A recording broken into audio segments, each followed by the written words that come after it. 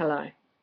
So this is exercise 2. Once you've been comfortable being with the first exercise of looking through the calendar or your coffee table book and noticing your response, whether you like or dislike the image and how you experience that in your body, and then what lets you know in your body that it is actually the liking or the disliking, we're going to move into something more personal.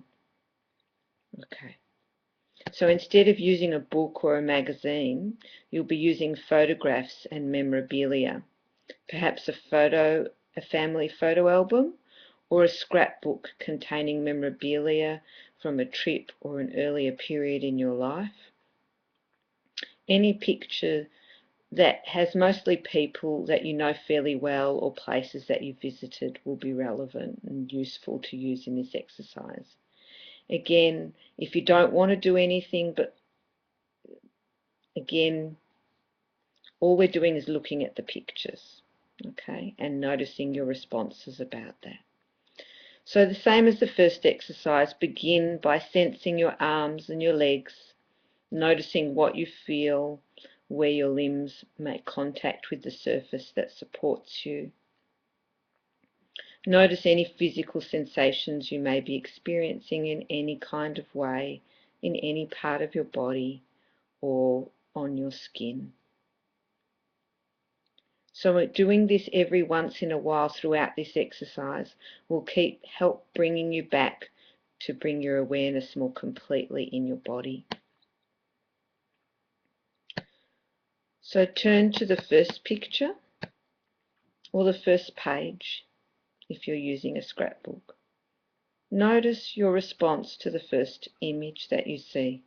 What emotions does it evoke? Do you feel happy, amused, apprehensive, vaguely upset, confused, sad, angry, loving, grateful, embarrassed, hateful, annoyed, disgusted, simply nostalgic, or something else? All of these emotions are different. They are all experienced differently.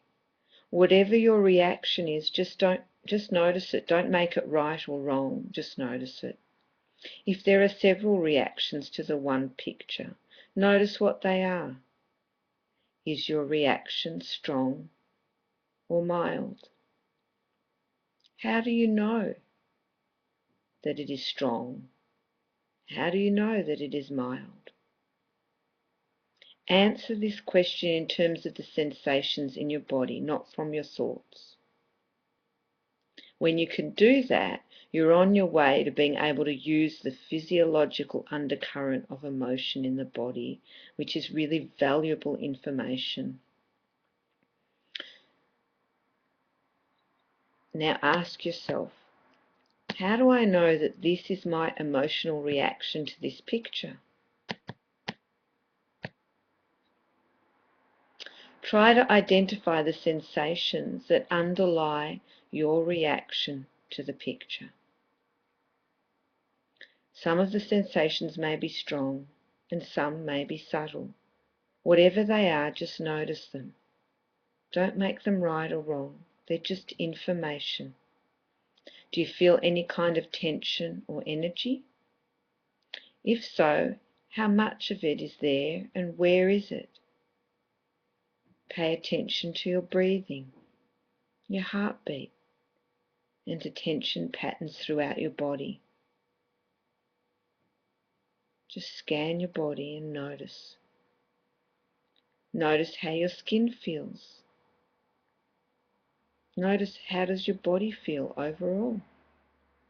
Does your reaction feel tense, powerful, fuzzy, smooth, jagged, tangled, numb, hot, loose, sticky, relaxed, heavy, light, cool, dense, warm, invigorating, tingling, vibrating, shaky, slimy, solid, or something else?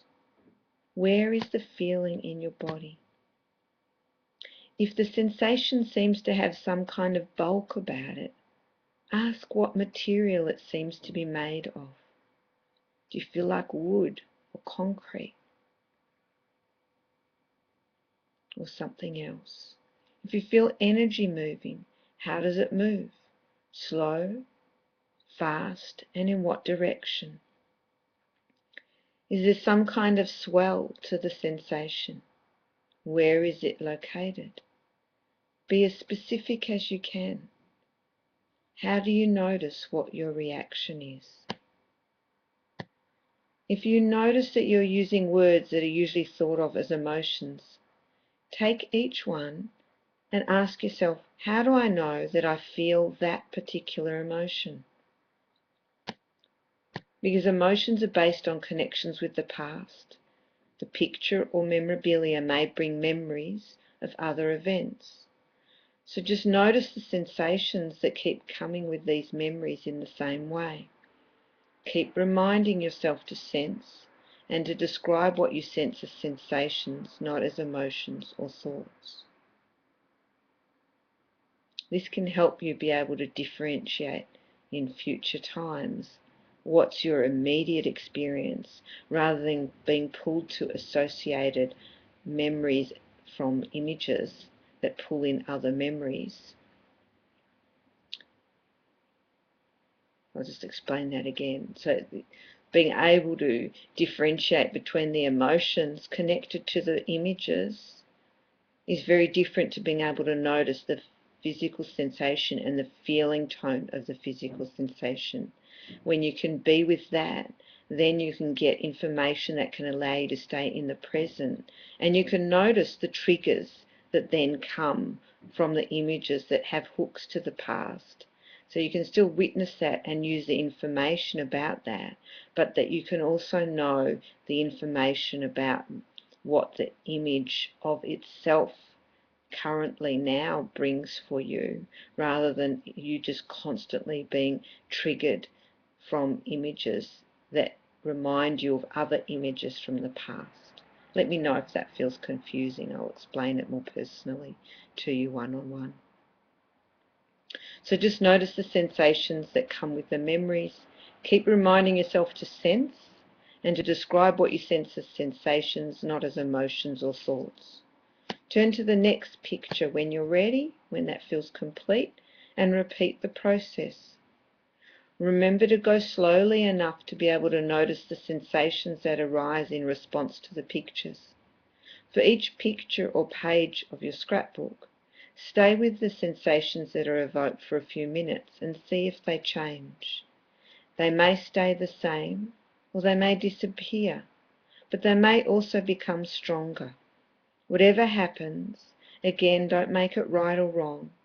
It just is what it is. Just notice it.